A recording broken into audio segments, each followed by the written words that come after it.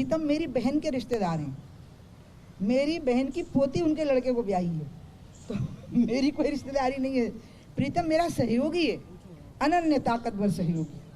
और प्रीतम के पिताजी जनसंघ में थे, वो मेरी वजह से भाजपा में नहीं आया है, वो भाजपा में था तो 1989 दिसंबर में हुआ ना, तो 90 का चुनाव लगता है। वो जो लोकसभा का चुनाव हुआ जिसमें मैं चुनाव जीती, प्रचंड मतलब रिकॉर्ड बनाया मैंने मध्य प्रदेश में, उसमें प्रीतम की भाजपा ने ड्यूटी लगाई खजुराहो में मेरी सीट पर। तो प्रीतम से मेरा तब से परिचय हुआ, पूरे 30 साल से वो बिल्कुल मुझ पर जान निछावर करने के लिए तैयार रहा।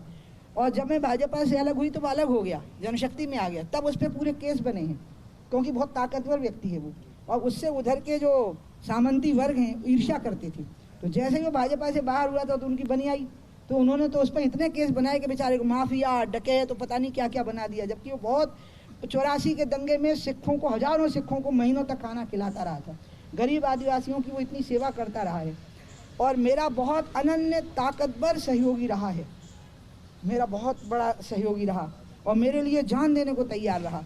ये उसकी गलती थी कि उसने असंयत भाषा का प्रयोग किया, मुझे बिल्कुल अच्छा नहीं लगा। मैंने तुरंत उसको फ़ोन किया 1 मिनट में, जैसे ही वो वीडियो मैंने देखा, मैंने कहा प्रीतम तूने ये क्या कर दिया, तुमको क्या हो गया है, तुम ऐसी भाषा का प्रयोग क्यों किए, गलत बात है, तुरंत माफ़ी मांगो और यहाँ आओ बीडी शर्मा जी से बात करो।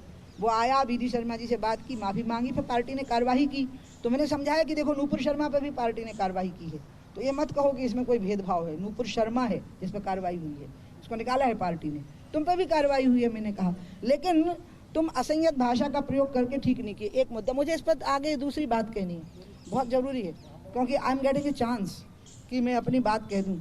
आपको 2-3 बातें बताया, जैसे रतन सिंह को हमारा रिश्तेदार बता देते हैं आप लोग, वो रिश्तेदारी मेरी बहन की बेटी ब्याही गई है 2003 में, और रतन सिंह जनसंघ के ज़माने से ही, वो बीजेपी से तब चुनाव लड़ रहे थे जब मैं बीजेपी में थी ही नहीं, मतलब मेरी उम्र ही नहीं थी बीजेपी में होने की।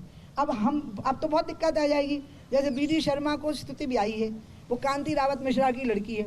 अब कांति तो बीडी शर्मा से पहले से बीजेपी में है, ने अपने नड्डा जी भी आए हैं बनर्जी परिवार में, जब नड्डा पैदा नहीं हुए थे तब से जयश्री बनर्जी और उनके जो पतिदेव थे वो जनसंघ के फाउंडर मेंबर्स में से हैं वो लोग, मतलब वो 60-70 साल पहले का मामला है, अब वो तब से चले ही आ रहे हैं। तो हम कहें कि वो उनकी वजह से राजनीति कर रहे हैं, ना ना, ऐसा नहीं होता।